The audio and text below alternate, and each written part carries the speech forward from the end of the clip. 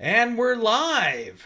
Welcome everybody to the top 10 games of all time. So we were doing the top 25 here. And this is MrX's top 25 games of all time. And all that is that's just an aggregated list, right, of a bunch of people who submitted their top 50 list to me, and I used an algorithm to sort of boil those down and to come up with top 25. So I've been doing this for a while, since 2016. I've been doing this annually in December. So we'll talk about some games that are in the Hall of Fame, which means they've been on the list for several years and have gotten inducted into the Hall of Fame. We actually got 4 games in this section that are Hall of Famers. Not new to the Hall of Fame, but were previously in the Hall of Fame. But we also have 4 first-time games, first time ever on the list here as well. So that's pretty interesting. And we got a couple others too. So, all right. Well, I'm Steven. That's John. That's Erock, by the way. And we are from Just Got Played. And we are going to kick this off then with number 10. And so I'm going to say, number 10, we are going to start off with a Hall of Famer. This is a game, this is its 5th time on the list. And every single time it's been on the list, it's been in the top 10. It landed at number 2 back in 2021, which is when it landed in the Hall of Fame. And it promptly fell off the list last year. It wasn't even on the list last year, and now it's back in the top 10 at number 10. Well, there's an asterisk on this one. Yeah, I think that's because some of us anyway prefer the sort of shorter, more card game version. But I will turn it over to John to tell us a little bit about Terraforming Mars. So the earlier on the list there was Terraforming Mars Ares Expedition, and I think I'd have to look. I think that might be the reason Terraforming Mars didn't make the list last year, because a lot of people were just like, Ares is just a more better version of it, streamlined. You missed some stuff, but at the end of the day, it's just a much better game to get to the table. So to me, anytime you mention either one of these games, it's the same. Terraforming Mars to me is going to have a legacy that's going to live for a long time. I think in 10 years, people are still going to be playing some version of Terraforming Mars. It's just one of those games that hit, and it hit right, and people loved it. And it's one of those games that, every different kind of gamer can enjoy it. You can play a casual game of it with the starter corporations. You can play an advanced version of it, different strategies. There's a lot in the box. And if you've never played it before, essentially you start with a handful of cards and you're building an engine onto your tableau. You're putting out cards, you're gaining tags, you're gaining resources, and then you're spending those resources to terraform Mars into a livable habitat.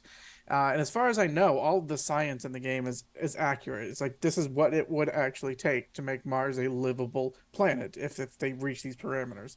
I'm sure it's not like Matt Damon movie level of scientifically accurate, but in general, it's pretty on the nose about what you would really need to do. So it's kind of a cool sciencey concept, kind of game you could probably teach in a science classroom, because there are a lot of mechanics to it that just like, this is what it would take. But it doesn't feel like the theme overtakes the game. The mechanics are fun, the cards are varied and interesting, and there's always something to do on a turn. You're looking at something, you're building something on the board, you're playing a card, and it's just one of those games that just really scratches that itch that a lot of board games can't seem to get.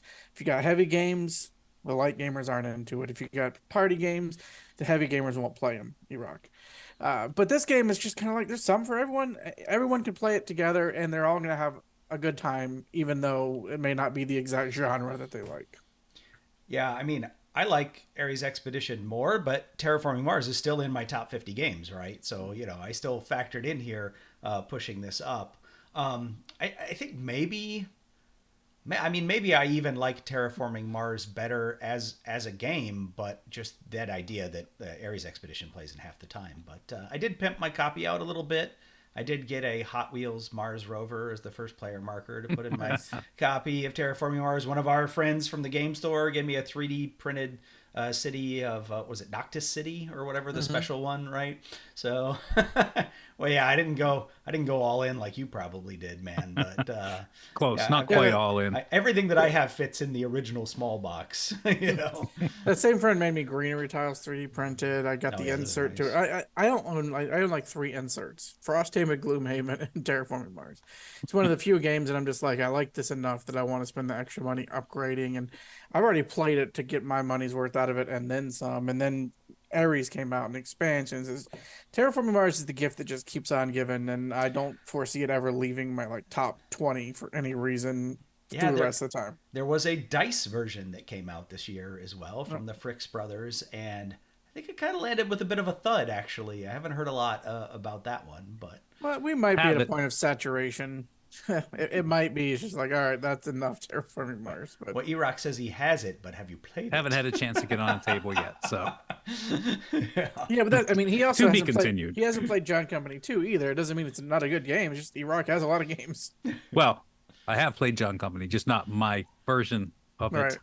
it. And I haven't played second edition, so there's that, you know. Yeah. Well, speaking of second editions, let's move on to number 9. So number 9, I have in the picture here the second edition of Great Western Trail, because let's be honest, the cover of the first edition is a little creepy. Got the Uncanny Valley thing going on. I don't think there's actually any rules changes between the first edition and the second edition. I don't know what is different other than it's a different publisher. I think there's very and small art, tweaks. maybe. There's some tweaks to There's it. some Yeah. tweaks, but no they rule changed changes. the value of some of the buildings, things like that.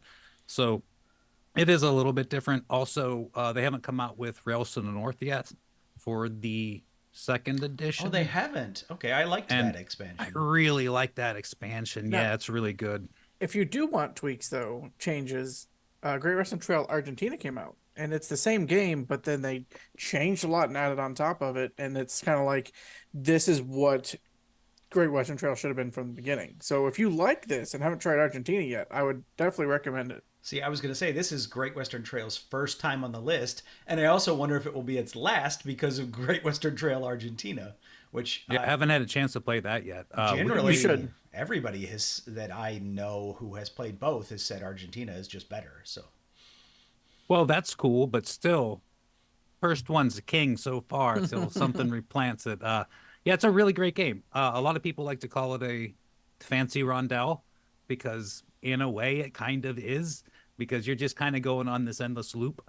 But it's not like rondel style where I'll move 2 spaces over kind of a thing. You're building to this loop as you go through it as well. So the first couple of times you go through, it's super simple and quick because there's only like 4 buildings out there, and you only stop when there's something there. So like the first couple of times you're like "Whoop," like halfway through in the first move, and then "Whoop," like another halfway through in the second move. But then people start building buildings along the route, and then that counts into your distance that you can move. So it kind of gets longer as the game goes on, as far as like the routes that you make. You can counteract that too if you're trying to get around fast, because you can get upgrades that allow you to move farther. So you can, there's kind of a push and a pull there, but it gets a lot more complicated. There's a lot more going on the more that you put down on the board, and it works in conjunction with this hand of cards, which is just cows. That's all it is. So it's a bit of a deck builder, but it's not a standard deck builder at all. It's just cows. It's different kinds of cows.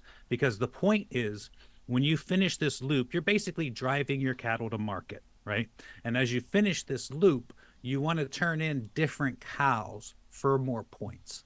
And when you start the game, you have like 3 different cows, but you have like 4 of these and 3 of these and 2 of these kinds of thing. But then as the game goes on, you can use some of your actions to buy different cows to put into your deck. So the next time, maybe I'm turning in a 5, 2 different 3s, a 2 and a 1, and I get to count all that.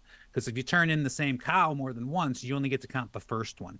So this is kind of the other thing that's going on in this. There's a lot of different ways to score points in this. And I think it's one of the reasons that it has kind of had its staying power around the hobby and got a second edition and all that, because there are a ton of different ways that you can play this game and do well. You can just straight go into the cows and do your best there. You can just go into a construction like mode where you're building the buildings on the table, and you can get points that way, and you can start to cost people money that way. And you know, my favorite, of course, is merging everything together and trying to do everything. I like a big old salad. yeah, that's what you're supposed to do. But I can tell you, I tried the building strategy, and I seriously doubt anybody has ever won the game by focusing on buildings. I don't know. cow- There's a lot of chatter about that's a valid strategy. So I I've never refuse played to it. believe it until I see it, having tried So it.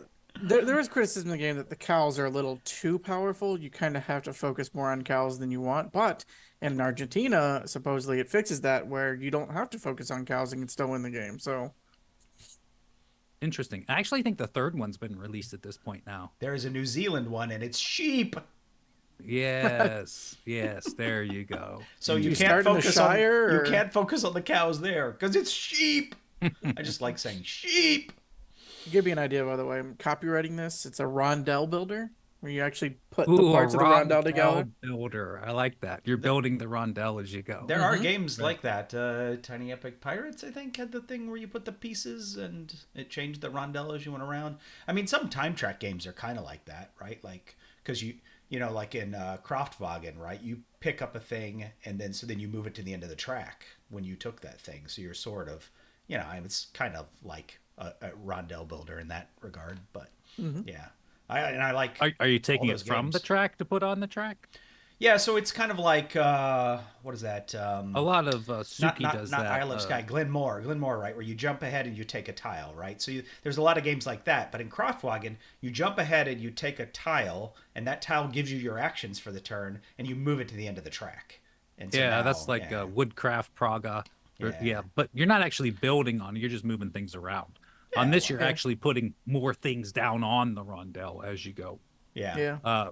But you know, just circling back to the very beginning of this, I really, really liked the expansion for the first one, the Rails to the North.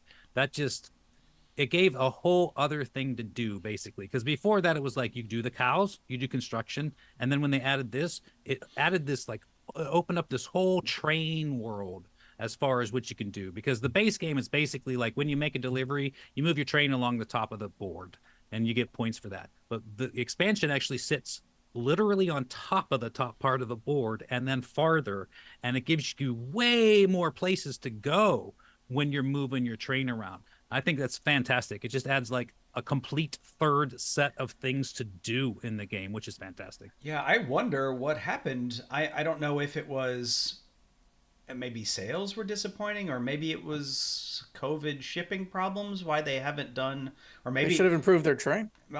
yeah, maybe it just got delayed because of COVID, and then they were focusing on Argentina and New Zealand or something. But I think they I'm were focusing on the surprised. next ones really Yeah, more it's- than. Everything you've said, Erock, you will love Argentina. You have to play it. Put it on the list. Put it on the list. Add it On to the list. list. Yes. I mean, I'll play Argentina. That's cool. I would like to visit Argentina someday too. So nice. We have it. You can play it sometime. Cool. All right, cool. All right, well let's move on to number 8 then. So in number 8 we have a game making its third appearance on the list. It was number 9 back in 2021. I wouldn't be surprised if this one made it into the Hall of Fame in the near future, and that is Orleans. So Orleans, and this I think this is maybe the current capstone version.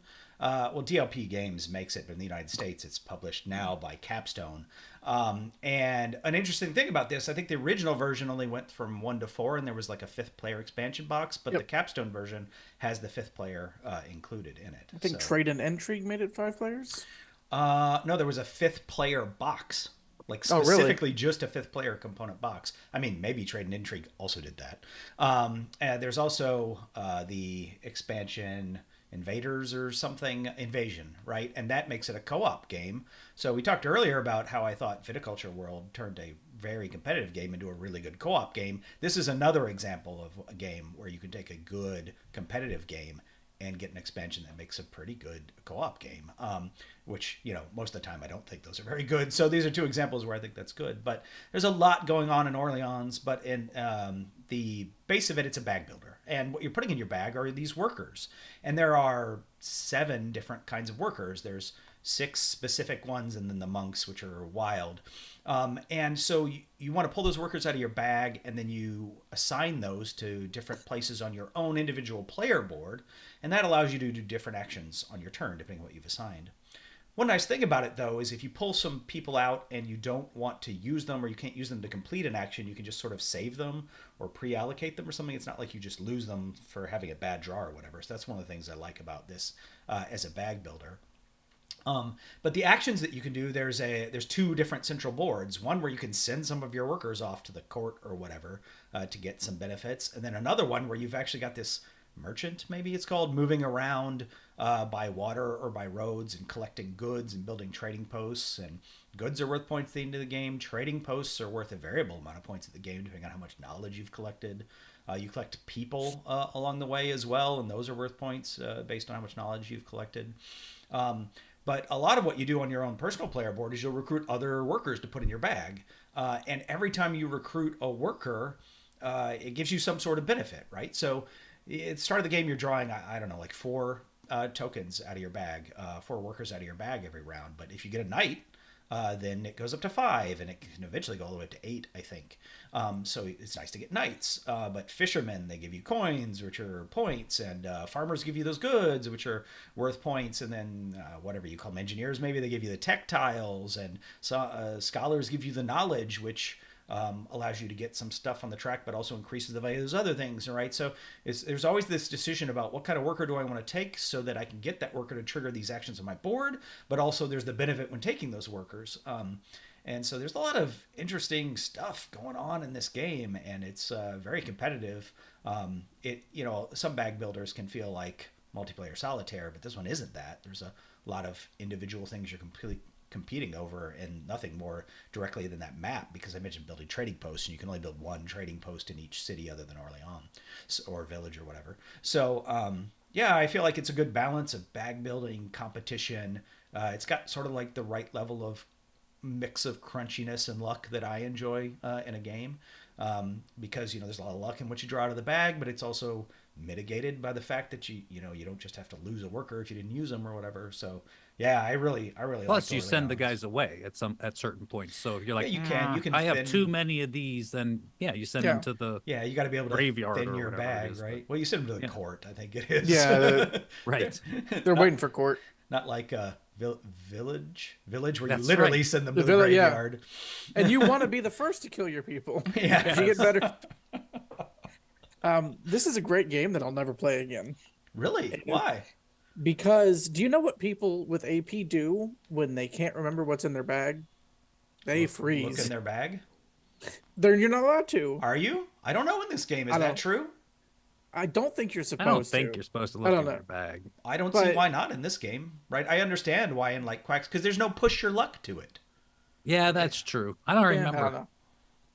So, I was just joking anyway. Yeah, but, it's a really good game. It's fun. I haven't tried the co-op part. I hear that's really good, but I haven't tried it. I mean, I played it one time at Dice Tower Con and really enjoyed it, and I would play it again, but I don't own it. I own the game, and I own the trade and entry or whatever. I just don't own the invasion. It's not an expansion, right? It is. It's a full expansion. And I don't own that because my group doesn't like to play co-op games. So I will play it with somebody else. I'll play it at a convention. I just won't own it, which means I'm not going to play it here at home. So I think it's really good, and it's the first time I saw that done, where they came out after a game was published and gave you a co-op version of the same game.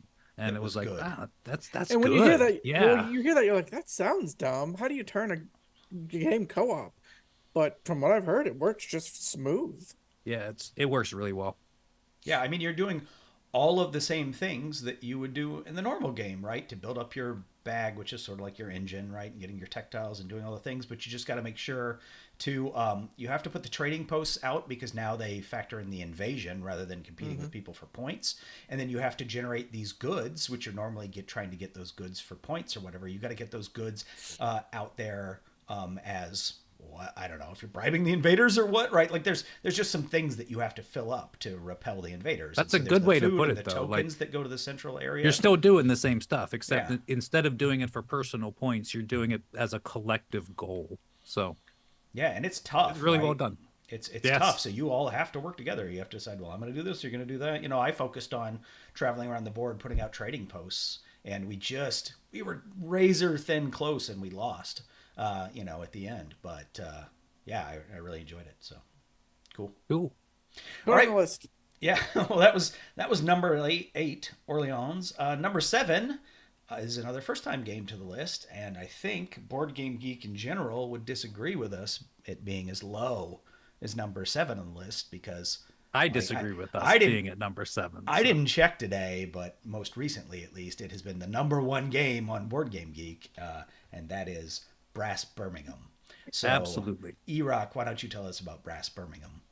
And well deserved. This game is fantastic.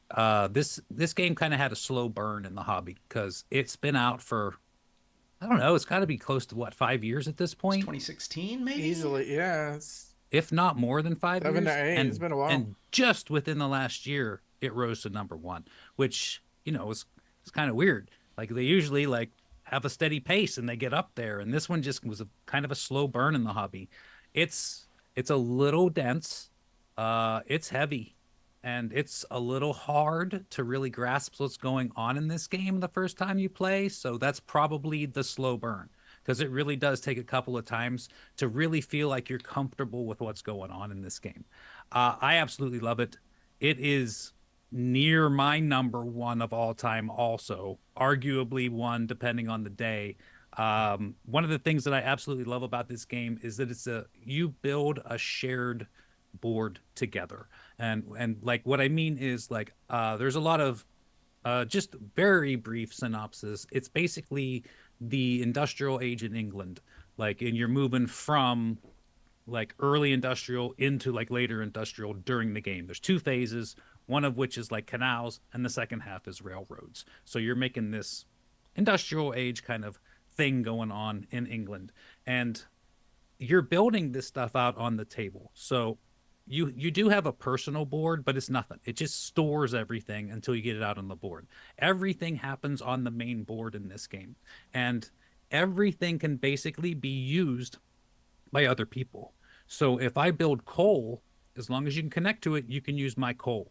And that's both good and bad for me, depending upon what my plan was for that coal. Because really, at the end of the day, I just want to flip the buildings. Like when you complete whatever it does, like let's say I make 5 coal. When that 5 coal is gone, the building flips. Now I get to score it. If I make textiles, when I ship them, the building flips. Now I get to score it. So at the end of the day, you're trying to flip your buildings. But maybe I wanted that coal because maybe that coal was going to set me up to build a couple of railroads that I really needed to connect to this port. But you just took my coal. And yeah, thank you for flipping my building. But now I don't have the coal, which is what I really wanted in the first place. And the whole game is basically this. How do I accomplish what I'm trying to do while taking advantage of what other people need to do and hoping they take advantage of the things that I want them to take advantage of, but not the things I actually want. And it's absolutely fantastic. Like I said, it will take you a couple of times. If you play with somebody who's played before, they're going to school you. It's going to be a Hopefully, they'll be really cool about it and explain everything that's going on while they're schooling you, because there's a lot of subtlety into what you're doing in this game. And my other absolute favorite thing about this game is the way the cards work, because everything that you do requires that you play/discard a card, but only one of the 6 or 7 actions does it matter which card. So this is the weirdest thing. And at first you think, well, that should make it easy, right? If only one of the things doesn't matter which card I play. But somehow that makes it worse, because you have to, like, when you discard to do something, that's an opportunity to do something that you're just giving up. And so, it's different in games where every card does a very specific thing and you have to play that card. You play the actions on the cards. So it's not like you're missing out on anything. You just play what you have. Where on this, only like 20% of the time does the card matter. So all the other turns are unbelievable nightmares, because you're like, oh my God, which card do I get rid of? Well, if I get rid of this, then I won't be able to build over there. But I was really hoping to build over there in 3 turns once I built my railroads and got over there. But if I build this, then I won't be able to build the coal, and then I probably won't be able to build the railroads. So it's so excruciating every turn. What card do I get rid of? It's fantastic. I think it's probably the biggest decision, and probably the people who win this game the most are discarding the right cards the most. It's a heavy game. It is a thinking game. There's things that you said there's 2 phases. There's things you do in phase 1 that if you do right, they stick around to phase 2. And that alone can sink you if you don't do that right. So like you said, the first time you play it, you're going to get your butt whooped. But it's got so much decision space. It's one of the game. I think this is the game that I would most highlight as the better player is probably going to win. There is a lot of skill expression in this game, a lot of learning and timing, and and everything's going great till someone steals the beer you need, and then you're just out of luck. Yes. But it is a great game. It's on the heavier side. Be ready to play when you come into it, but it also has one of the best uses of supply and demand I've ever seen. You've got these different resources, and the price of the resource, because you can sell it, you can buy it. It depends on what the market has currently. So like you have to see what other people are doing. Sometimes you'll have a turn planned out and you go, wait a minute, iron's really cheap right now and I need some iron. I'm gonna grab some iron so I have it for 2 turns from now. Like you've got to be able to pivot and you got to be able to. Oh Or no, the they took. opposite side of that, right? Because you'll be like, I have this like 4-part plan set up, but we are completely out of iron. If I just build iron right now, I can sell it all right to the bank Yeah, and just get a ton of money. and I'm rich. But so you've got to have that long term planning. You got to be able to pivot. It really is a skill expression game, but the game is beautiful. It plays really well. It rewards you every time you play it and get better at it. It really does belong where it is on the list. It is a amazing game. So two things I think that have helped it a lot. And John, you just said it's a beautiful game. Well, this is a very beautiful production, very That is high 100% quality accurate. production from Roxley Games of this. Mm-hmm. And going along with that is this is also basically a second cut at this game, right? So there was a game, Brass, and I don't know how old that is, which was a very popular 70s, game. I think? Yeah, is that old really? Wow. So Ooh, Roxley maybe decided not quite that old. it was going to remake Maybe. those, and they, how do you remake a classic? Well, you make a new version, but you can also publish the old version. And so they published the old version as well as Brass Lancashire with the same high production values. So they really did that justice. But yeah, high production values, a new iteration on a classic game that people have had a lot of time to mull over. Yeah, so glad to see a game like that actually. Plus, up at just number saying, one. Lancashire's a really good game. It's not on anybody's list anymore because Birmingham is just like this much better. It's this much better, but it's 95% the same game. So if it's 95% the game and this is much better, everybody's going to play the one and not the other one. All your diehards still play the old one. The people that were playing this when it was ugly in the first print, they love this game. Absolutely.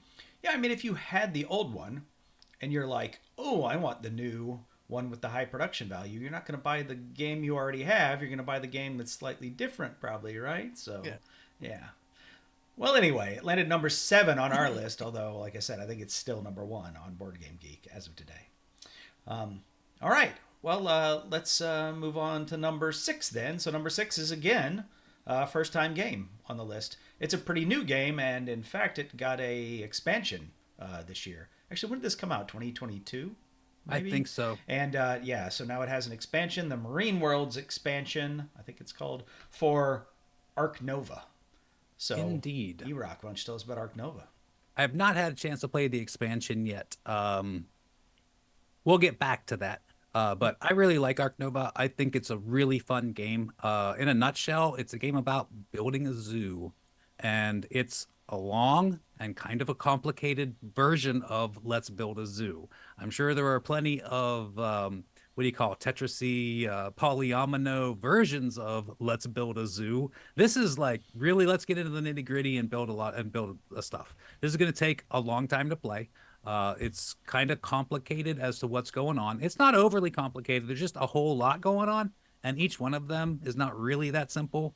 But it also features one of the coolest mechanisms for action determination that I've seen, really. And apparently it was kind of, borrowed or whatever from a game called Civilization New Dawn, which I have not played.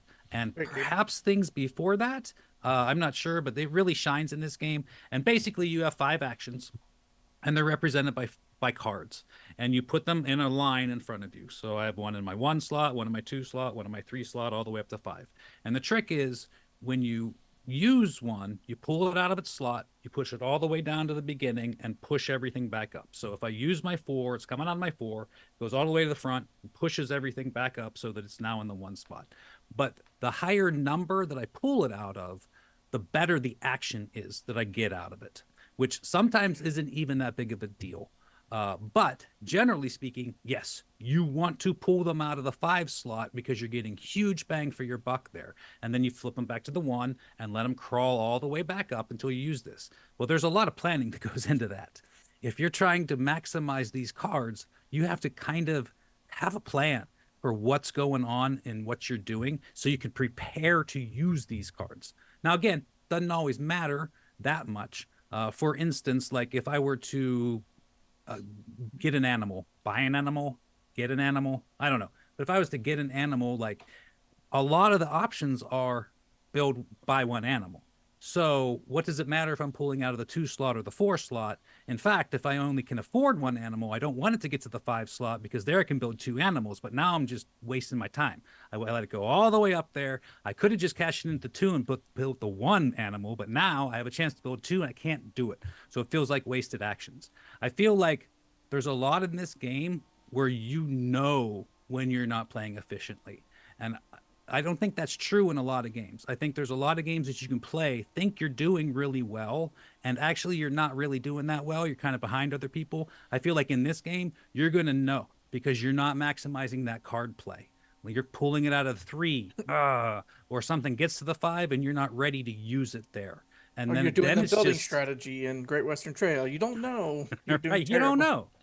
know. But like, I got this thing all the way up to 5, but I'm not ready for it. So now what do I do with it? I either use it not ready for it, or it's blocking my 5 spot now. So there's a little bit of that in there. I like the tactical play in here as well. I'm more of a tactical player than a strategist as far as it goes. So that's why I like the cards, because it's going to be basically a river of cards and many ways to draw cards. And just to exacerbate this, you have a hand limit of something stupid like 3 at the beginning. So even if you get a ton of cards, you're ditching them anyway. So the game kind of lends that to the just get a lot of cards and play the best that you can. Now, that's been one of the complaints against the game is they feel like there's too many cards and it's really hard to hone in on what you want. Now, again, I haven't played the expansion, but they say that the expansion actually addresses that. So it makes it a lot easier to mill cards so that you can actually dig and find the things that you're looking for, which wasn't a problem to me in the first place. So, but if it was for you, then that might give you something to look into it for, because overall it's a really fun game. It's a really fun game of polyomino, putting like certain places and then filling those places with animals and all this other associated stuff that goes on, like environmental stuff going on and all these projects and animal and all this stuff. It's a whole to do, and I really like it. It's funny you talk about the Marine Worlds expansion, being able to dig for cards or whatever. Anytime you have a game that's about comboing cards and there's a huge stack of cards, I mean, it's almost a no-brainer that there's some ability to dig for it. So I'm sort of surprised it wasn't in the base game. Well, It there would've been is. better It's if it just were. it just the problem is like that's your turn. You know what I'm saying? Like you build this card all the way up to 5, and then you draw cards. It's like okay. You know what I'm saying? Yeah. So I think there's more ways in the expansion to mill the cards without using a whole huge turn to do it. So what they did is they had snapping, which is grabbing from this row of cards. I don't think that row of cards fluctuates as much as they expect it to. If it did a little more of That's that, true. snapping would be a more important ability, and it would be easier to find what you're looking for. So hopefully that's partially also how they decided to go with the expansion, but it just needs a little bit of love to address that issue. But everything else about the game is amazing, including really that system from Civilization New Dawn, which I hope they keep using in different games because it's so elegant and beautiful. It just works. And you can also upgrade your abilities. So not only 1 through 5, but there's 2 sides to them. There's a lot. Well, this is a thinky game, heavy game, long game. It's another one where you got to be able to plan and adapt on the fly. But it looks cool. It's a cool theme, and it really plays well. I wonder if there's a name for that mechanism, like action power up or something. That's like, a cool one. It needs like a cool name if it doesn't already have one. I'll have to look that up because I think it is interesting, and I would like to see more games use that, because that idea of like, I want to use this now, but if I wait, it's a little so much more powerful. Yeah. But I gotta be ready because I can't have it just clogging up my 5 spot while I'm trying to get ready for it. I should have already been ready for it. Yeah, exactly. All right, cool. Well, that is Ark Nova at number 6. So we're going into the top 5 now. Woo! And we're going into the top 5 with a classic. So we're, had a couple of first timers there. Now we're switching back to the Hall of Fame. We got a game here that has been on the list 7 times, which is the most. It's tied with 4 other games. for being on these lists 7 times. It was actually number 8 last year, and now it's up to number 5. And this is the classic card game, Race for the Galaxy. So I will turn it over to John to tell us about Race for the Galaxy. It's an interesting year for the list because you got Race for the Galaxy and Terraforming Mars, who did a fusion dance to make Terraforming Mars Ares Expeditions, and all 3 are great games. All 3 are on my list. I'd play all 3 at any given time. But essentially, this is the same thing as the Civilization New Dawn mechanic. This is them taking a new mechanic that I've rarely seen used anywhere else. And what happens is everybody around the table picks a phase that they want to do. Do you want to build something? Do you want to put a planet down? Do you want to draw cards? What do you need to do on this turn? And then you reveal them at the same time. And whatever you chose, you get to do with a bonus action, but you also get to do the actions the other people do at their base value. So if you're playing a 3-player game, you're going to do 3 things a turn at max. But like, let's say you all pick develop. Well, you're only all developing that turn. So you kind of have to read your opponents and go, I don't need the discount for develop. So if Steven plays develop and I play settle, I'll be able to do 2 things this turn and I'll gain an advantage over him. But if I do that and Steven didn't pick develop, step 1 is to curse at him. Step 2 is now you didn't get to do what you wanted to do. So it really is about reading your opponent, what they're going to do, choosing the action you need the most of. And it's a race. It really is a race for the galaxy. Once you've played your, I think it's 11th card of the tableau.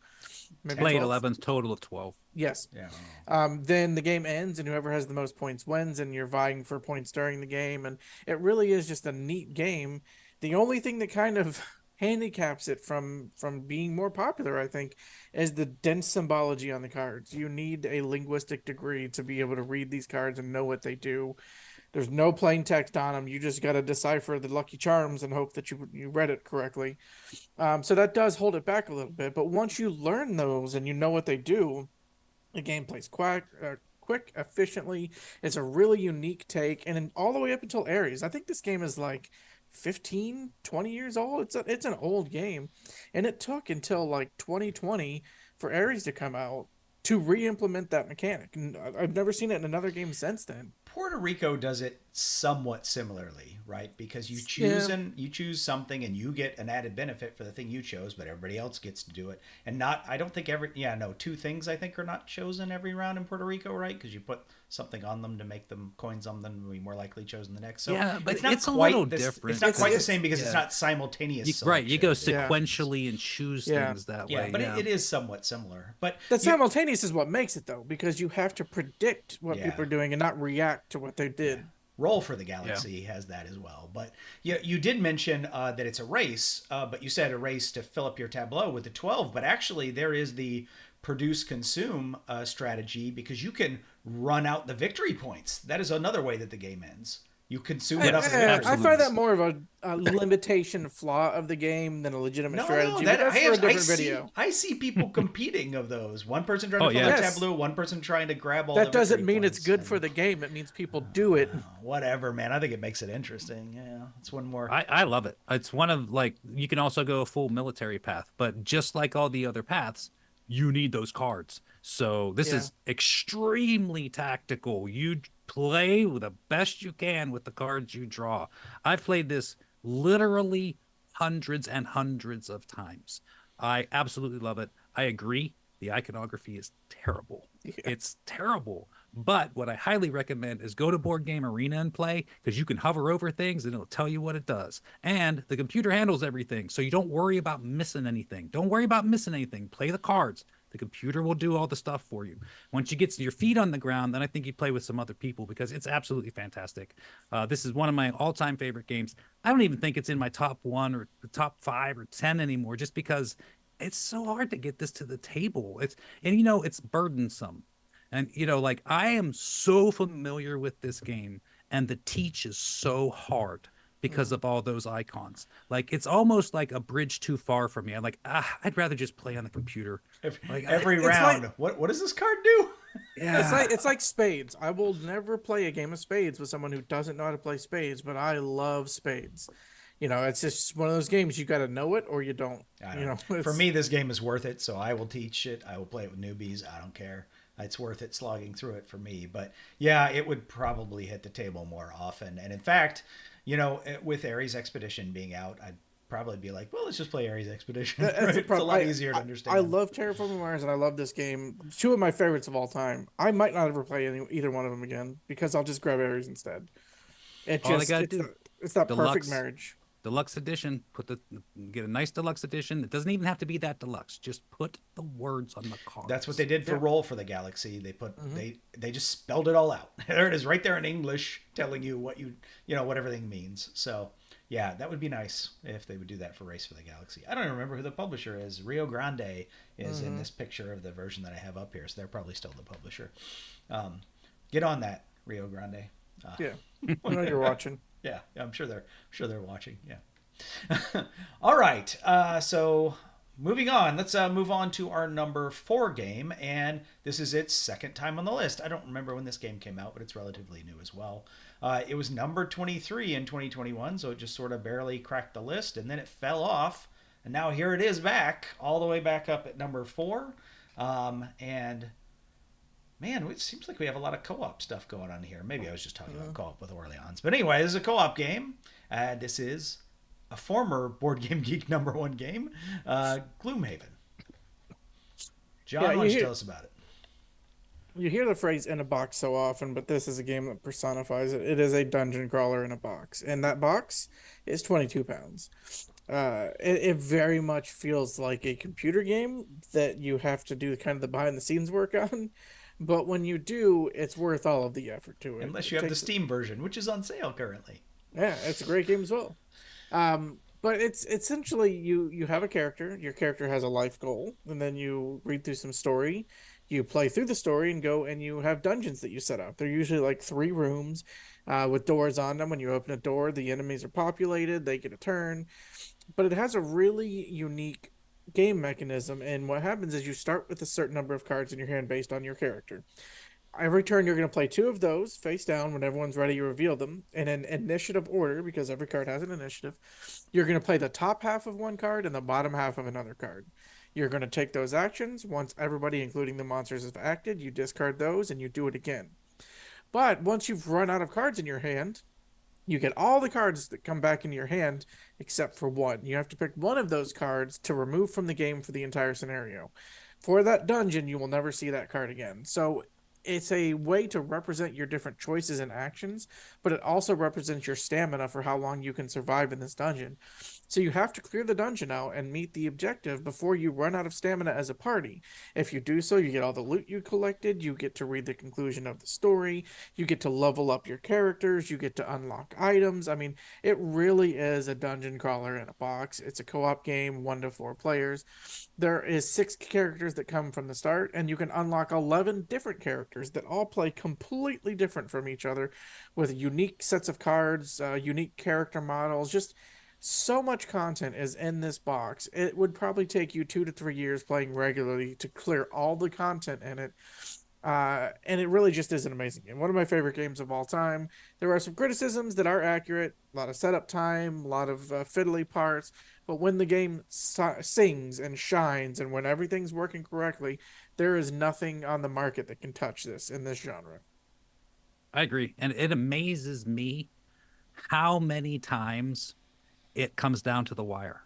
Like, you figure, like, it's not that often, right? You figure, yeah, you're going to win some, you're going to lose some, but it amazes me how often it comes down to like the last card flip, the last thing the boss does, like the last thing so many times is win or lose in this game. It's so unbelievably fine-tuned perfectly, I think, that like you said, when it sings, man, it really sings. It's fantastic. I think I've had better times playing Gloomhaven with 4 people sitting around a table than I have with any other game. It's so engaging. And there's so many little monkey wrenches that Isaac Childress threw in this that really kind of add to that, like the chorus while the song's going on. Like, not only do your cards determine initiative, but the monsters are also working off of decks, and they have different numbers in there too. So you might be facing something like a stone golem, and you're like, all right, we need to go before it, because if we wait, and when he hits, he's going to hit like a hammer, and he's probably going to kill you. And then you plan this whole thing out, and then he draws like a 10, which is like stupid fast for a stone golem. It's like the only card in there, and it just ruined all your plans. Now you have to everybody's got to shift what they're doing, but you've already played your cards, so now you've got to make that work. This is the best game about you just got to make that work, because you've already played your cards. Yeah, you had a plan. I'm going to walk over here and I'm going to stab both these guys. Well, guess what? Those guys moved. So now what are you going to do? I think it's just fantastic sitting in a group playing this and watching this game happen and being a part of that experience as it does. It's fantastic.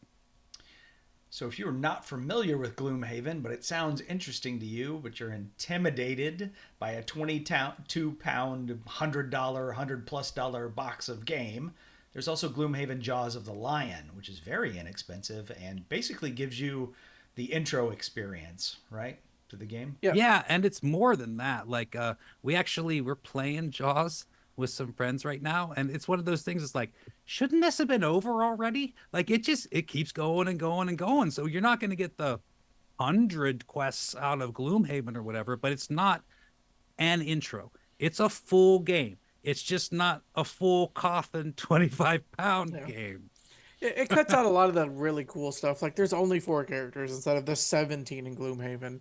Agreed. So there is a little bit of downside to it, but it streamlines everything. Instead of building a map tile, there's a book, and you flip the page in the book and you play on the book, and there's a really cool innovation.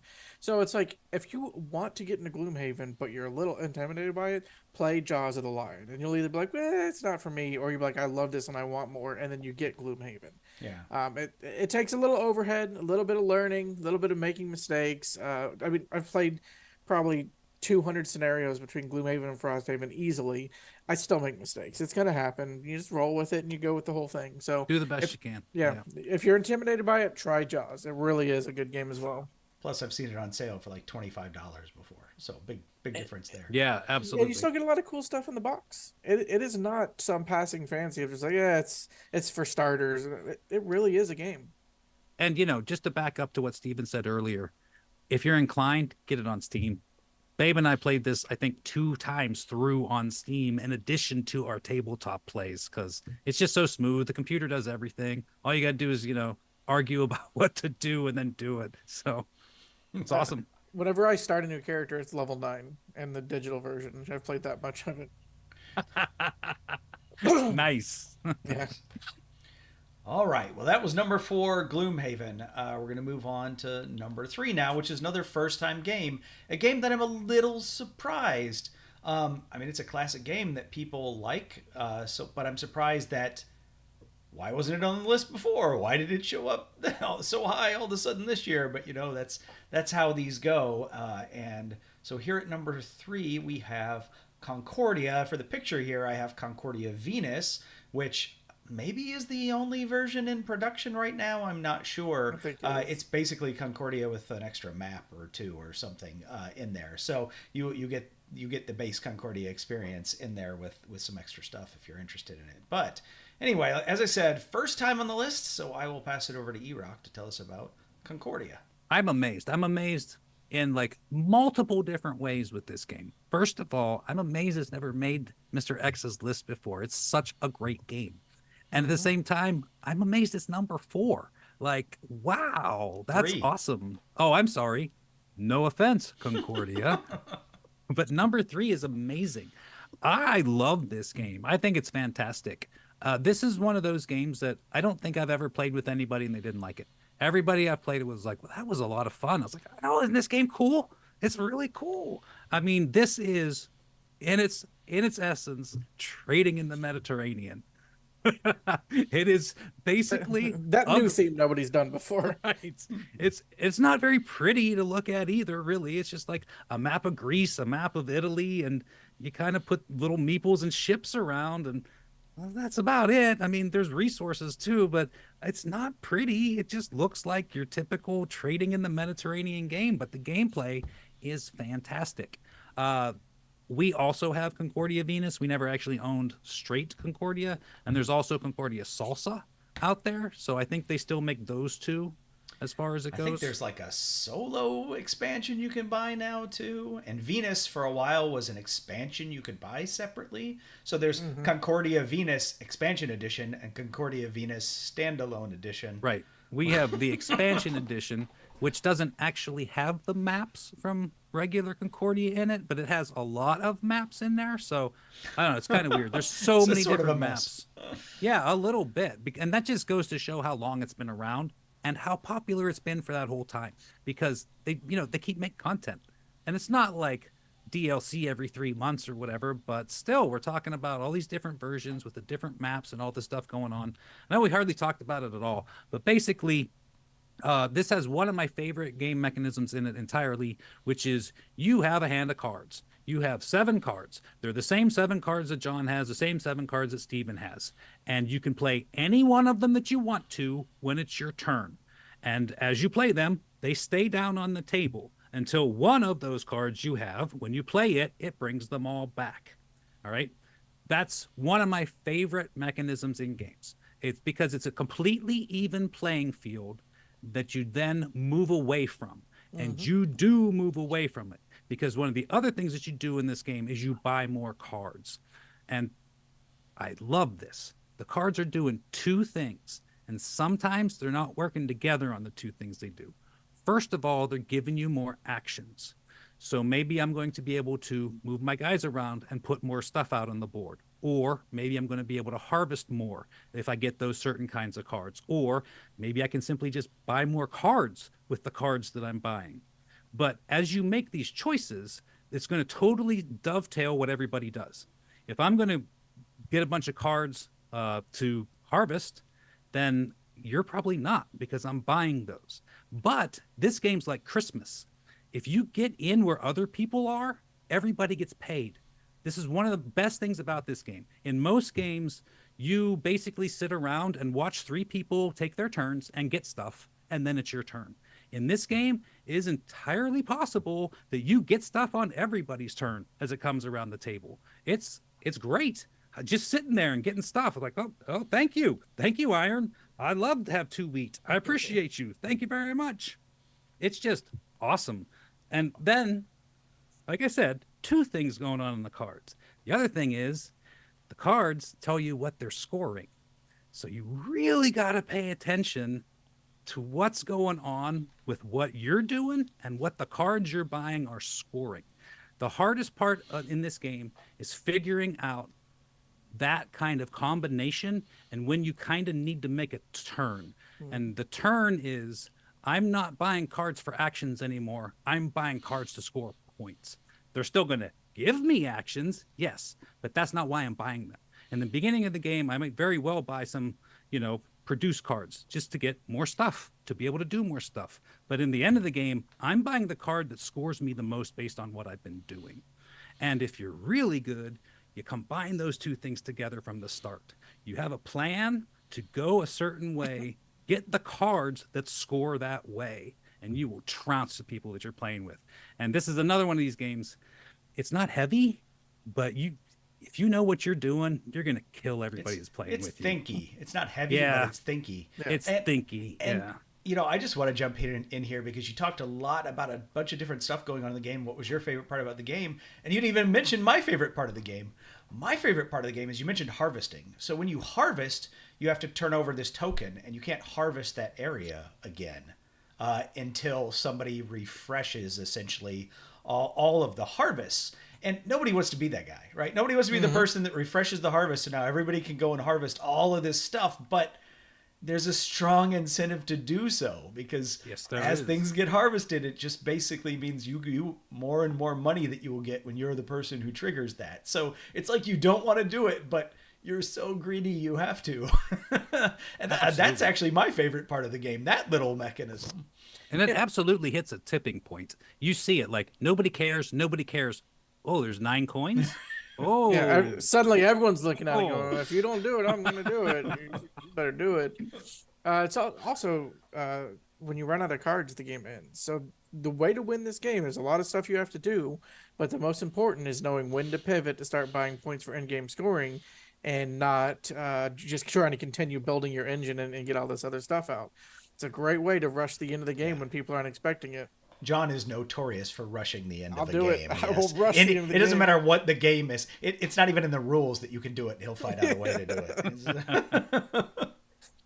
it. This stack of buildings got thrown in the garbage somehow. Game's over sooner. You got to pay attention. It's part of the game. If you're caught just screwing around in the field while I'm buying senator cards, you're out of luck. Yeah, that could happen with Race for the Galaxy, too. Yep. Which we talked about, or Dominion, or several other games. You got to learn where that pivot is. All right, well, that was number 3. So we're getting to the top 2 now, and so there's going to be a little bit of some history lessons to go on for these top 2, because they're both in the Hall of Fame. So at number 2, we've got a game that is, as I said, in the Hall of Fame. It's been on the list 7 times. It was number 15 in 2021, which means it missed the list last year for the first time. And now it's back here again, all the way at number 2. Only 4 games in the 8 years I've been doing this have been number 1. And this was the number 1 game the first 2 years that I did the list. So 2016, 2017, it was the number 1 game. And I think maybe, I don't know why it's back. Maybe partially because of the new special edition that came out. I don't know, but I will let John tell us about, at number 2, the Castles of Burgundy. One of the ugliest board games you'll ever play in your life. It really is. The But card the new stock special edition. Yeah, We not don't talk mine. about Mine's that one. real pretty. Yeah, it was only like what, $250. It was no big deal. The card stock. We is thin on spared it. no expense. Yeah, they sure didn't. Now the card stock is thin. The colors are just terrible. If you see that, it's got the worst table presence of any game I've ever played. However, it's got some of the most fun gameplay of any game you've ever played. At the start of the turn, you're going to be rolling dice, and those dice tell you where you can place tiles on the board. Then you grab tiles, and you place those tiles into a spot that matches the dice, which sounds really random, but there's things you can get that will pip up or down the dice, so you can place it exactly where you want it. But you're kind of trying to fill up the map. And whenever you fill up an entire section of the map, you're going to get points. So say there's 3 yellow tiles in a row that want animals on them. Well, once you've put your third animal in there, you score the animal you just played, and then you score the area that you just completed, and the areas are going to score differently based on what size they are and what round of the game that you're in. So it's a very kind of thinky puzzle of just like, what do I need? What do I want to get? When it's my turn to draft, I'm going to take this tile, I'm going to put it over here, and I'm going to do this strategy. And you're just trying to know when to fill up certain areas of the map, when to just grab the best tile, when to get some tools, because maybe it's not the best time to put a tile out, so I'm going to shore up for future turns. And it's just a really fun gameplay loop of just tile placement and getting bonuses and scoring tiles and doing all these fun things. There's also special buildings that give you in-game scoring or special abilities, and those will change, kind of the way you play the game or what's going on. So, like, I don't think there's any, like, special sauce to Burgundy. There's no just like, oh, this mechanic is just so well.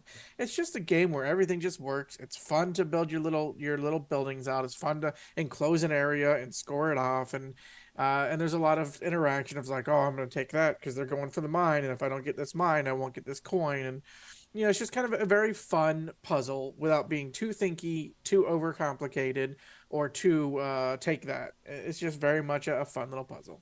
That's a really good way to describe it, I think, especially because you're absolutely right. Like, this game is full of tension, but it's little tension because it's always like, I really want to get that. We got it. That's okay. I'll get this one.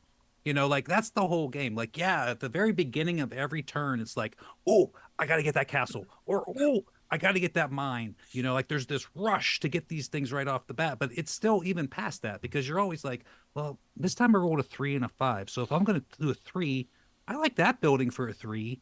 Don't take my building. Don't take my building. Like, there's a whole lot of that, like, mini tension the whole way through. Mm-hmm. And I think this is like the chef salad of point salad games. Like, the big chef salad of point salad games. Because yes, everything you do gets you points. The scores in this are like 215 to 207 to 204. Like, that's a game of this. I mean, it's so much fun. Stefan Feld, right? I mean, he's the father of point salad or whatever. Yeah. But indeed. But also, John, you mentioned, you were talking about the production quality, of earlier versions. I think that might have worked in this game's favor, right? Because this is not a heavy game, right? So this is the game that they could put in Barnes and Noble, right? Or something. They could print it in large quantities at maybe lower quality and sell it for $20, right? So you hear people talk about like, oh, I like this game, I like that game, I like that game, I like that game, and then you're at the store and you're like, oh, everybody says this game's pretty good and it's half the price of those other games. I guess I'll grab this one, right? So I think that's what, that may have been one of the reasons why it's so successful as a game. Just it got into more people's hands. I think this game might still be evergreen, and for as old as it is, to still be selling copies, it's got staying power. So, I mean, you could be very much right. I think it's also from a time before we really commodified board games. It was just like, hey, the game works. What else do you need? Here's a Monopoly board and some dice. Figure it out. Before the Kickstarter deluxe edition of everything, right? And it's not like it's unplayable. It's not terrible as far as like it's unusable. It just looks bad and it's really thin, and the colors, I don't know where they got the color green from, but it's one you shouldn't use for anything else. The light green. Oh, ours is so pretty with the acrylic pieces. Oh, and the play mat. It's so beautiful. I wanted to get it, but one, we never get it stable anymore, and two, I literally was like $250 for like the baseline of this. It was crazy. It's too much and it's too big. Yes. Yeah. If you spent $250 on it, you'd be getting it to the table. It would be the table. Hey, it's not big of bucks. But it's just super fun, and like you said, you get it cheap. It plays pretty easy. It's an easy teach. It's just one of those things. It's a hamburger. It's nothing special or crazy or culinary, but it's delicious and it'll hit the spot. It's delicious. Nice.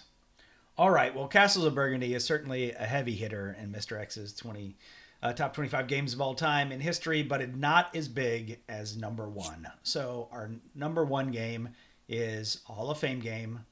Been on the list 7 years, and that is only because it wasn't around in 2016 for it to be on the list. It was published in 2017. It was number 5 last year. In fact, so I mentioned Castles of Burgundy was number 1 the first 2 years. This game has been number 1 4 times. This is its 4th time. In fact, its average on the list is at 2.5, where it lands on this list. And it is interesting to me because I also really love this game, even though it is a co-op. And so at number 1, we have Mechs versus Minions. So we just talked about the grandiose production that is the special edition of Castles of Burgundy. This is a grandiose production, but this is a grandiose production that was not expensive, at least not for what you got. I mean, I think when I got it on one of the earlier waves, it was only $75 shipped. I think that was the first version. Yeah, I think they eventually raised the price to maybe $100 shipped, but even that is a good deal. I don't think it's currently in print. They had like 4 waves of production of it. The first wave even had a certificate of like what number your game was produced. Yeah, I don't know if mine has it. There were also a few production problems, minor issues. I actually need to pull this out because I'm going to reset it. It is a campaign game. Oh, good for you. I'm going to reset it and play it with my kids because we played it through once a few years ago, but not with my kids. So it is I mentioned it's a co-op game, but it's also at its heart, it's a programming game. So it is a campaign game. So they have a lot of different missions that you go through, and they do a really good job. I don't remember how many they are, maybe 16. But they do a really good job of variety in here. You've got things that are sort of like escort missions, or kill all the minions, or move some things around, or claim these things to the map, or whatever. There's just all kinds of interesting things they do with the components that are in the box, and you sort of unlock some of the stuff as you go along. A bunch of minis, and the character minis for the player characters were all painted. And great production. Yeah, it's a great production. But you have a board and you have some cards that belong to your character, and then you're going to draft some cards. Some cards get out at the table, and there's a sand timer, and you draft some cards. And then on your turn, you put some cards down in your command line, and then you just have to execute your command line from left to right, whether you want to or not. You got to keep executing it. And when you're putting cards down, you can replace cards in a place. So you take one off and put one down. Or if they're the same type, you can basically be leveling up the power of the card that you're putting down, which is pretty cool. But then also just stuff happens, right? So you get damaged, and damage in this game is you might draw a damage card and put it in a slot. And now it's like, slot 4, instead of firing my laser or whatever, I'm turning left, and so it's just chaos. And there are a lot of programming games with chaos. Robo Rally is probably the one most people think of, and that frustrates a lot of people because that's a race. You know, it's a race and you're trying to beat people and it just gets crazy and people screw you up. And, you know, there's two types of personalities, right? There's the people who just think that's hilarious. And then there's the people who get frustrated because they're trying to win the race. Come on. But in this game, it's a co-op, right? Nobody is purposefully screwing you up. You are all working towards a goal. So even when there are those moments where like, oh, you totally screwed me up, it's not like now I'm mad at you for doing that. It's just like, oh, well, that's the game. That's programming. That's the chaos. And that's the fun of it. So I really like how they took that mechanism that I think was sort of divisive and by making it a co-op turned it into something that I think is enjoyable to pretty much everybody. I don't know anybody who has played this game and didn't like it.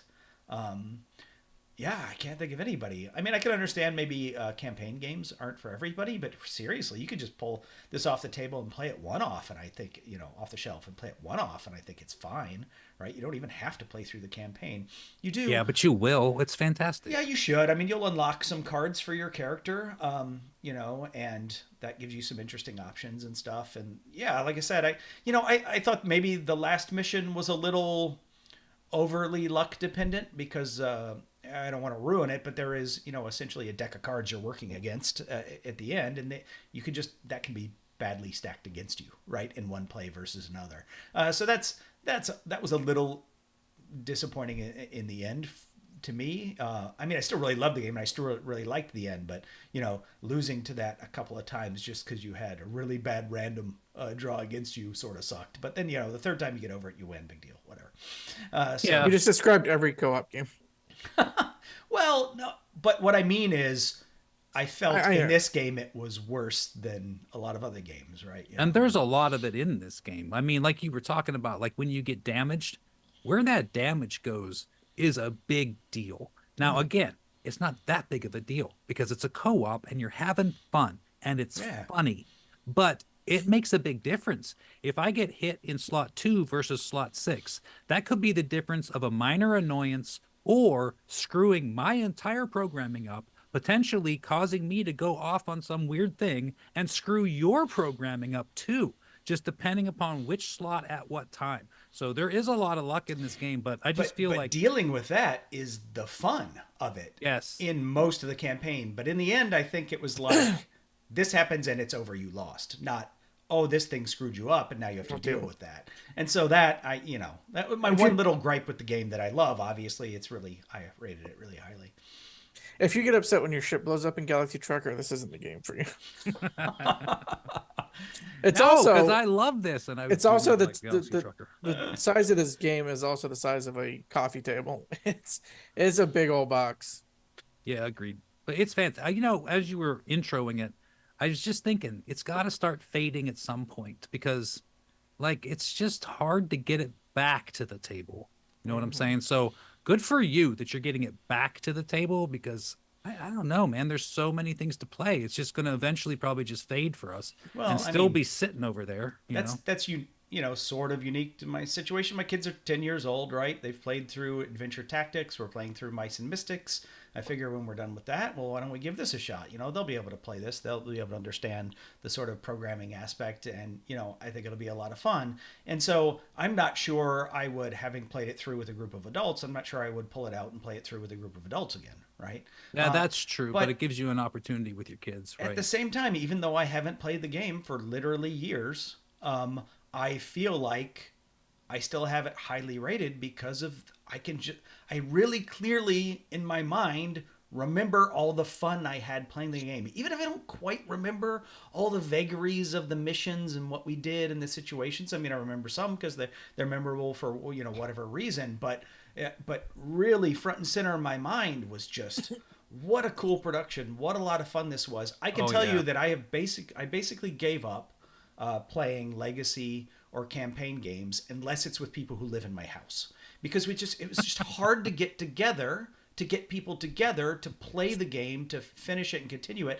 And some games, particularly Pandemic Legacy, to me, they're sort of hard to be like, what the hell game are we playing now? Because it changes every time you play, and it's been a month since we played. Like, what are the rules? You know, I don't remember. But this game, I remember being excited. Like, actually, some of those other games, I was like, all right, I guess we need to play Pandemic Legacy because it's been a while. I got to do another mission, another month or whatever. But in this one, I was like, man, let's get together and play. This is great. It's fun. So comparing it to Charterstone or Pandemic Legacy or whatever, I like this game, a lot more as a campaign. I love Legacy games, but you can't convince me to play one now because it's just trying to get people to show up and. Oh, we got this thing. Yeah, I mean, like Erock just left when we were, like... Yeah, he heard the Legacy and he's out. They were like, "God, my gerbil's bar mitzvah's today. I forgot. I can't play anymore." I hope you can see this. Let's see. No. Oh, what did you go gone. get? Is it Mechs versus Minions? Oh No, yes, it's the filtered. certificate. Oh, it's the certificate. No, it's getting filtered out Oh, by your camera. I really am interested in Ticket to Ride Legacy, but I just you're not going to catch me trying to play it. I had it on pre-order. At Game Nerds, and I was like, I want to play this. And so finally, I sat my kids down and showed them, I don't know, maybe a YouTube trailer or commercial or something for it, because that we have Ticket to Ride. They play Ticket to Ride. They actually played Ticket to Ride first Journey before they graduated to regular Ticket to Ride. And I was like, hey, doesn't this look cool? We could play this. And they were like, nah.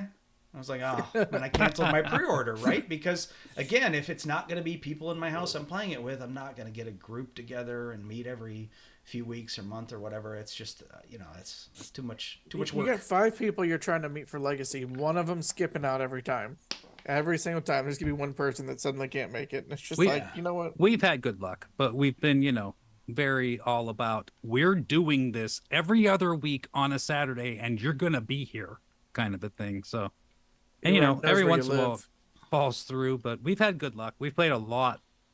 Wait, didn't you say that you're not playing Frosthaven because the group you normally play with can't anymore? Yeah, but I almost feel like we have to groom another pair of people to play with us. You got to start them on Jaws of the Lion and work your way up. I told you we're playing Jaws of the Lion with somebody right now. It's in progress. Well, I wonder if Mechs versus Minions will drop a little bit with me if I go to all the trouble to reset it and then play it with my kids and they don't like it. Yeah. I don't see that happening. I think it's awesome. I mean, you never know, but again, I've never talked to anybody who was like, it was okay. Everybody's played this. It's like, it was so much fun. You're piloting a mech. You unlock new cards. Like my kids love that reward loop. By the way, play a game and you get it every get time. Yeah. So just make the draft phase not timed, and everyone loves it. Yeah, that's right. With my kids, we won't have the time draft phase. I didn't do the time draft phase with the adults either, it doesn't add anything. It really doesn't. Just we did it. like we normal. played it with. Of course you did. I know you have to play every game religiously by the rules. Mm-hmm. Yes, because house rules are terrible. Well, but the problem is, you turn up those cards and people are like, "Wait, what is that?"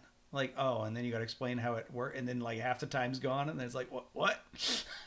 So I know. Well, that kind of adds to it, because that's the kind of way it goes. Well, I don't care. Pick one. Pick one. Do it. Yes. Quite frankly, and this is to all of you publishers and game designers and everything out there. If I have to house rule your game, I'll just buy a different game. There's 100,000 games. I don't want to do the work. You know what I'm saying? Like, I don't want to have to figure out how to fix your game. Give me a great game and I'll play it. Well, I mean, just because I house ruled it to take out that timer doesn't mean it was broken. Well, I'm not saying that you should never play another game again. I'm going way overboard because this isn't that. I totally wouldn't blame you if you didn't do that. I would look down on you, but I would not blame you if you took the time. I used to do that. I would sit here and go, well, maybe what if we change this for a game I didn't enjoy? I'm like, and eventually I'm just like, why am I trying to fix this? Yeah, I have a bunch of games I want to play. Look, I got whole shelves full of games that work just fine without me trying to figure out how to do it better. Back in the day when you had a dozen games or something and you had just gotten a new game and you really wanted to like the game and the art was really cool or whatever, and you just spent $40 on it and you're like, well, that was a lot of money or whatever, and you're like, I want to play this. I want to make it work. I want to fix it. And now we're like, I don't know. I got another 100 games over there I could play. Just Indeed. trade back in Bile the with this one. 125 and shrink. Let's move on. Back in the day with 7 Wonders, we couldn't figure out the green card, so we just made them worth 5 points each. It was so much easier. That might work. I don't know. I've never played that way. It would be terrible. It would work. It would function. They're like all neutral blue cards, like all the same value. I just make every card the same value. That Yeah. makes the game real easy. Which one do you take? It doesn't matter. Just take one. Just That's see, it. what picture do you like more? Yeah, exactly. Way off topic, but the family version of Cascadia is basically that. You know what I'm saying? Like, have you looked at the family scoring? No. I played it a bunch of yes, times. I know what you're talking Just about. this Never last played it. time I looked at it, I was like, what? This is dumb. But it's basically like just get groups of 3 animals together. That's it. Doesn't like so Hey, basically flip them over. Noah's They're Ark just rule. colors. Hey, those scoring cards for all those animals, they can be a little complicated, and there's a lot I of them agree. all at one time. So I can understand if you want to play with kids, you cannot do that. So Or just the fact there's non-gamers. some variant, like whatever. It, I like, agree. you can call me a snob, but if you can't figure out Cascadia, I'm not playing board games with you. Yeah, but Yeah, I just hear I'm where not doing Steven's it. coming from too, because some of it gets a little much. Like I For get Cascadia? the terrain's There's a fine. picture. You know what I mean? Like whoever has, you get the biggest group of mountains that you have. You get the biggest group of fields. Some of that gets a little complicated. All right, you're gonna score all the things this touches except itself. All right, I'm cool. Well, All right, but you can these just ones have to go in a line. You can Can't ever distill touch more the than cards 2. down to one sentence each, though. The fish want to be in a line. For that card. That's it. The bears want to be in a big group. Well, I agree with you for us. I'm just saying a lot of people look at that as a gateway game, and I think you're going to have some stupid stares looking at you if you try to just throw that at people who've never played games before. That's Yeah, all. try I'm throwing the landmarks in there while you're at it. saying, right? So I appreciate the family scoring. I just thought it was funny because basically they're not animals; they're just colors. Like get groups of 3 colors together and you score the same for all. Groups. Scoring it is also a little complicated. You got to go through. All right, the bears. What'd you get for the bears? Yeah, And it is. it's a, and oh, I forgot there's an errant bear over here. That's another point. So Neutral said that his number 1 is Cosmic Encounter. By the way, it did not make the list. So I decided to pull up the games that did not make the list but were somebody's number 1. So Ooh. I'll just list those real quick. Cosmic Encounter, obviously Neutral owned up to that. Formula D did not make the list, but was somebody's number 1. Somebody who's in space right now. Old School Avalon Hill Civilization. Ooh. And My Father's Work. Those are the games that were somebody's number 1 but did not make I know the list. both of them. And by the way, My Father's Work just missed the list. Let me go down here because it was actually a crossover, I think. Maybe I am wrong about that because I can't find I see you, Bob. here. And Babe with My Father's Work. I could have sworn it was on 2 lists. It is not. It made 1 list at one person's number 1. What's My Father's Work? Yeah. My Father's Work was only on one person's list at number 1, so that's why it didn't make At the number list. 1. Yeah. I was looking to see if it was in the crossover list, and I thought it was. I thought it had just missed the list, but it didn't. It's on my list. Yeah, I mean, a lot of good games just missed the list. I mean, Every game ever made is on some kind of list if you're a zero. that, They're you listed know, somewhere. we gave the honorable mention to Abyss, right? Because it missed out on number 25 as a tiebreaker. But right behind it was Dune Imperium. Yes. Yeah. And then right behind that was Carcassonne, which is one of those games that was a number 1 before, but is no longer on the list. So let's see. All the games that, and the Battlestar Galactica was another game that was number 1 that it missed the list again. We've just stopped trying to even get it to the table, so nobody making new lists is going to have it on there because we refuse to try to play it with them. Well, I think before, like last year, it was number 1. It was number 1 on this list last year, and it was its debut on this list, and I think that was because of Patrick. But Patrick did not give it the big boost this year, so. Oh, Well, that's what you get. Yeah. I guess so. Just saying. 4 of my top 10 did not make our top 25. 6 Yeah, I of mean, my top 10 were in here. I mean, a bunch of mine probably missed too, right? I mean, that's just how these. Oh yeah, El Grande. Thank you very much, Erock. I mentioned before, missed the list thanks to you. Oh, they got a reprint coming out. We'll see what happens. Yeah, Never, yeah. I've never played it. Really? No El Grande.